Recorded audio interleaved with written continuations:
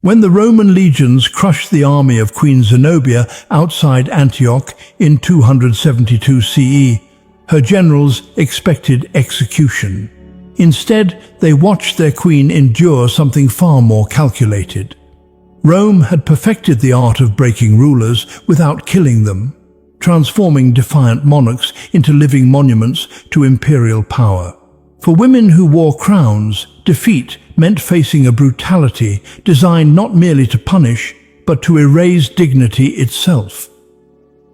Roman law denied queens legal protection. Under Roman law, war captives existed in a category that stripped them of every protection afforded to citizens. The principle known as jus gentium, or the law of nations, held that military defeat transformed free people into property. Once a city fell or an army surrendered, its inhabitants became legally enslaved regardless of their former status. A queen commanded no more legal standing than the lowest soldier in her defeated army. This legal framework created a terrifying reality. Roman citizens possessed rights that shielded them from certain punishments. To flog a Roman citizen was considered scandalous. To execute one without trial sparked outrage. But foreign captives, regardless of royal blood, held no such protections. They could be mistreated, displayed, sold, or killed at the discretion of their captors. Roman law made no exceptions for gender and none for nobility. The 12 Tables, Rome's earliest legal code from the 5th century BCE, established these principles with brutal clarity. Prisoners taken in war became the property of the Roman state or were distributed among soldiers. Women of royal lineage discovered that their former power meant nothing once chains replaced their crowns. Tacitus documented this legal reality when he described the treatment of defeated British royalty, noting that Roman officials showed no hesitation in violating those who had once commanded armies and administered justice. Female captives faced additional vulnerability. Roman military culture, forged through centuries of conquest, regarded captured women as spoils of war. While some elite prisoners might be housed in relative comfort pending ransom or political negotiation, most faced immediate degradation. The line between prisoner of war and slave existed only on paper. In practice, defeat dissolved all former status, leaving captive queens vulnerable to treatment that would have been unthinkable had they possessed Roman citizenship. Royal prisoners displayed in Roman triumphs. The Roman triumph transformed military victory into public spectacle, and captive royalty served as the centerpiece of these elaborate processions. When a general received permission from the Senate to celebrate a triumph, preparations began for a display that would parade Rome's dominance through the streets for all to witness. The route stretched from the Field of Mars through the Forum and up to the Capitoline Hill, covering nearly 4 kilometers of crowded thoroughfares. These processions followed a carefully choreographed order designed to maximize psychological impact. Musicians and entertainers led the parade, followed by carts bearing paintings and models of conquered cities and distant lands. Wild animals from exotic territories were led in chains, offering Romans a glimpse of the unknown world their legions had subdued. Then came the prisoners of war, walking in shackles at the heart of the spectacle. Captured rulers marched at the front of the prisoner column, their royal garments often left intact to emphasize the magnitude of their fall. Queens who had commanded armies now shuffled in chains before crowds that jeered and celebrated their humiliation. The contrast was deliberate. By displaying monarchs in their full regalia while bound and powerless, Rome communicated a message that resonated far beyond the city walls. No kingdom stood beyond reach. No throne guaranteed safety. The triumphal procession served multiple purposes beyond celebration. It demonstrated Roman military might to potential allies and enemies alike. It satisfied the bloodlust of citizens who craved visible proof of victory, and it provided a stage for the systematic degradation of those who had dared resist Roman expansion. For female captives of royal blood, the triumph meant enduring the gaze of thousands while stripped of all dignity. The journey typically took an entire day, with the procession moving slowly to allow spectators along the route to observe every detail. Captive queens walked this gauntlet, knowing their fate hung in the balance. Some would survive the day, others would not see sunset. The uncertainty itself served as torture, forcing the defeated to contemplate their approaching doom with every step through streets lined with celebrating Romans. Zenobia marched through Rome in gold chains. Queen Zenobia of Palmyra had carved out an empire that stretched from Egypt to Anatolia, challenging Roman authority across the east. When Emperor Aurelian finally crushed her forces in 272 CE and captured the queen as she fled toward Persia, he gained more than a military victory. He acquired the perfect symbol for his upcoming triumph. The Historia Augusta, a collection of imperial biographies written in the 4th century, provides detailed descriptions of Zenobia's appearance in Aurelian's triumphal procession of 274 CE. The account, likely drawing on eyewitness testimony, describes a spectacle designed to overwhelm observers with its opulence and cruelty. Zenobia was adorned with jewels that caught the sunlight, transforming her into a glittering monument to Rome's power over the wealthiest kingdoms of the East. But it was the chains that drew the most attention. These were not simple iron shackles meant merely to restrain. Zenobia walked bound in heavy golden chains, so massive that guards marched beside her to help bear their weight. The choice of gold was deliberate. These chains symbolized the very wealth she had commanded, now turned into the instrument of her bondage. Her entire person had become a walking display of conquered riches. Ancient sources note that Zenobia maintained remarkable composure throughout the ordeal. Despite the weight of the golden chains and the hours of slow marching through hostile crowds, she carried herself with dignity. This very defiance may have saved her life. Aurelian, impressed perhaps by her bearing or calculating that her continued existence served his purposes better than her death, spared Zenobia the execution that awaited most captive rulers. Instead, the emperor granted her a villa near Rome, where she lived out her remaining years. Some accounts claim she married a Roman senator and became part of aristocratic society, her daughters marrying into noble families. Whether this represented mercy or a more subtle form of humiliation remains debated. Zenobia spent her final decades as a living reminder of Rome's power. Her presence in Italian society a constant demonstration that even the mightiest queens could be reduced to Roman dependence. Boudica's daughters publicly abused by legionaries.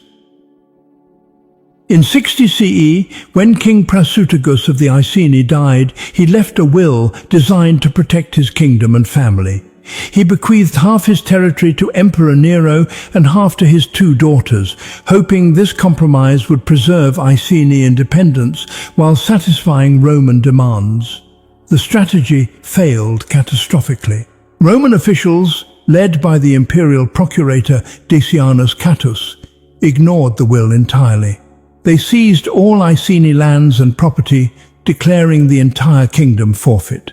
When Queen Boudica protested this violation, she faced punishment that demonstrated how little protection royal status afforded defeated rulers.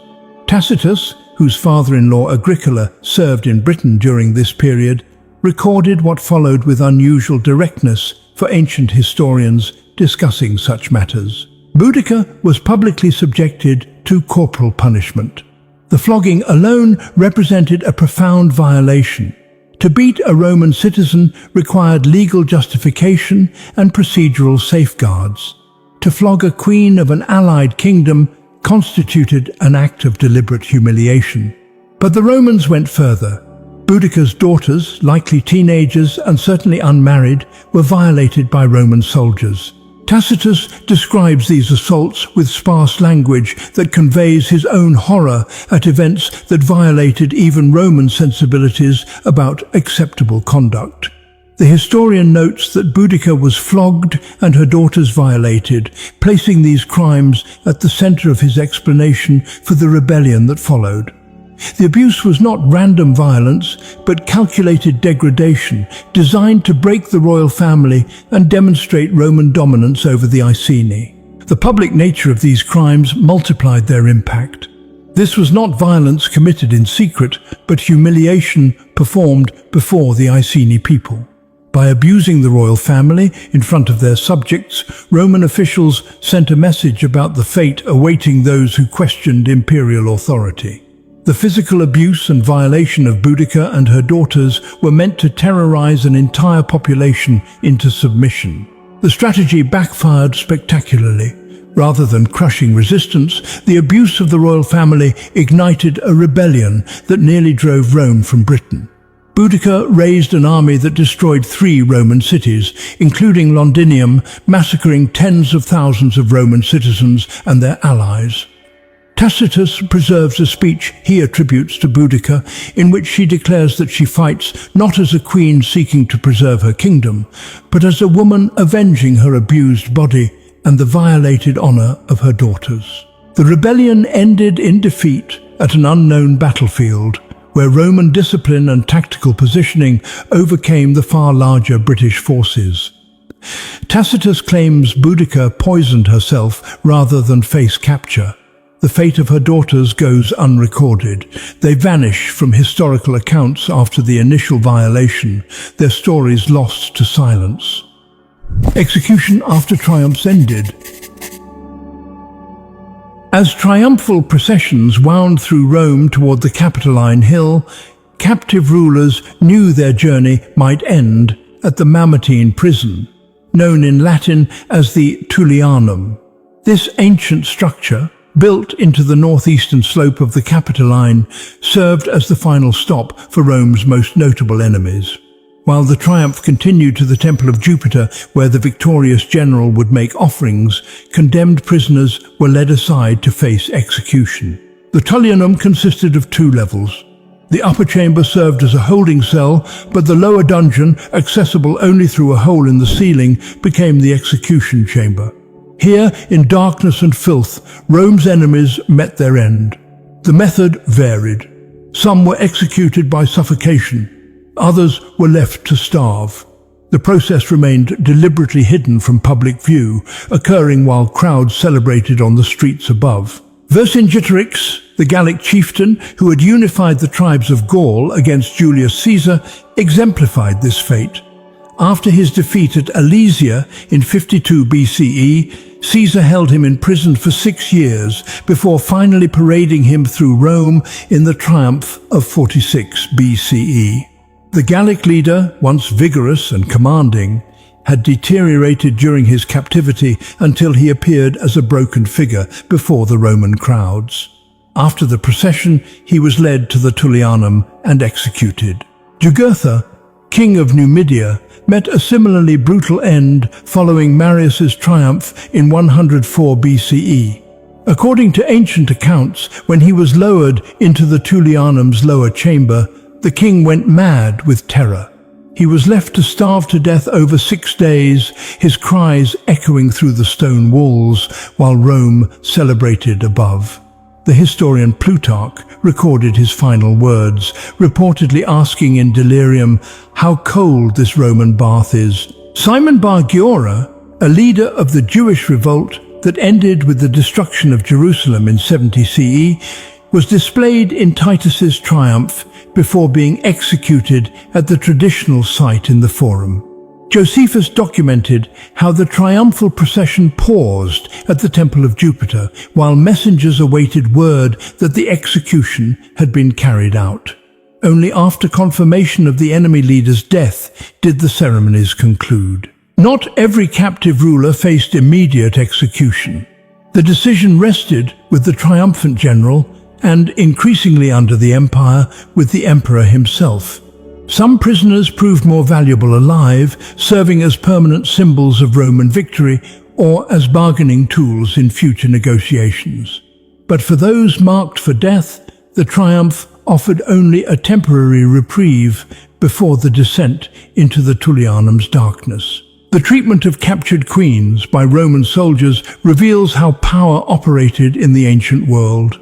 Legal systems that protected citizens evaporated at the boundary of conquest. Dignity afforded to nobility dissolved in defeat. These documented cases from Tacitus, Cassius Dio, and other ancient historians force us to confront the deliberate cruelty embedded in Roman conquest. The flogging of Boudica, the golden chains on Zenobia, the executions following triumphs were not aberrations but calculated policies designed to break resistance and display power. Take a moment to consider how the systematic humiliation of defeated royalty shaped the fears that kept Rome's enemies compliant for centuries. The stone walls of the Mamertine prison still stand in Rome, a reminder that the triumphs celebrated in ancient texts were built on human suffering. Queens who commanded armies and administered justice found themselves reduced to spectacles,